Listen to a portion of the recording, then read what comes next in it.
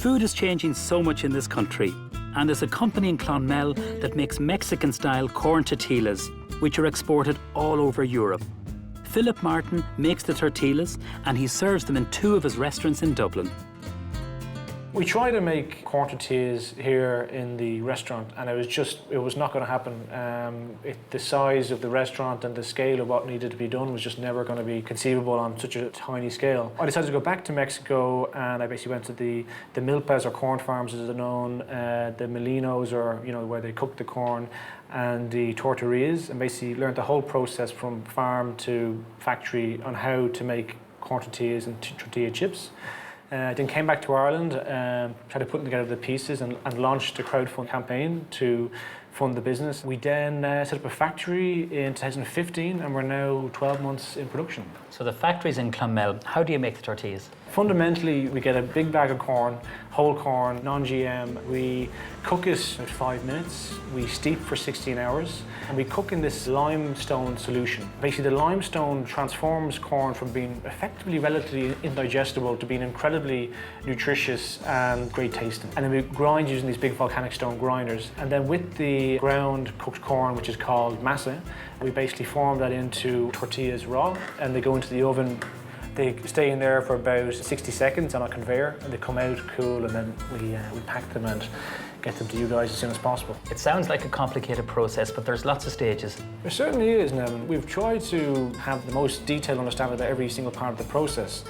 We've looked at it significantly reducing the amount of energy consumption in the factory, down to even the packaging. We've very low ink usage on our packaging. In fact, we're actually members of the Origin Green bordbia program. It mirrors and helps us having a positive impact as opposed to a negative impact in the area surrounding us, and we certainly don't want to be a wasteful business in any sense. And we're exporting to the UK, Finland, Germany, the Netherlands, Spain, and we're hoping to be in France in the next few weeks, and then hopefully Sweden, Norway and Italy in the new year. So anyone who wants to do the real deal and proper, authentic Mexican food, they end up knocking on our door at some point. Yeah, which is nice.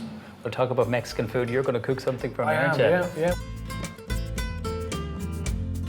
So we're going to do 2 white and 1 blue, Neven. It's about 150 centigrade.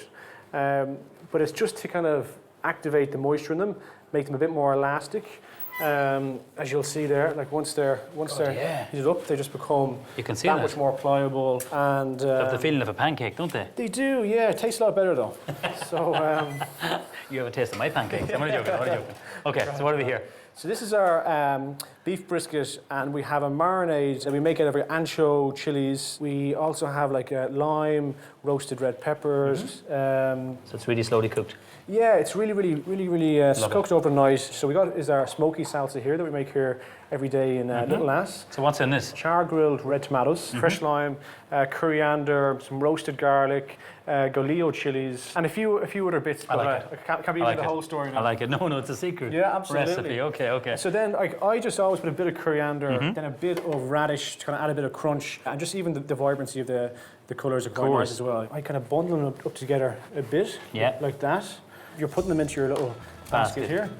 Put them into the basket like that. A few tortilla chips. These are the bad boys we make now in Clonmel. We just fry them here on site. Okay. A bit of guac. The secret with a bit of decent guacamole is not over mashing the hell out of it. I was just looking at it. So there's a bit texture. I like putting spring onion as well as red onion in it. And would this be the most popular one with the beef? Yeah, well this is the most popular. It's also my favourite. The smoky salsa goes really well with the beef. So tell me the easiest way to eat this now. There is a bit of a technique now, right? Okay, go on. And you get your little pinky there, okay? You're pinky. You're all right. Go on. So that kind of holds it in, okay? Yeah. And you eat it like that. Beef is superb. Good. Oh, superb. There's a lovely bit of spice there, bit of texture from the radish. It's delicious. Philip, they are the most delicious tacos I've ever had, I have to say. It's a brilliant story. I wish you continued success, and lovely to meet you. Thanks a million. Thank you. Kilkenny has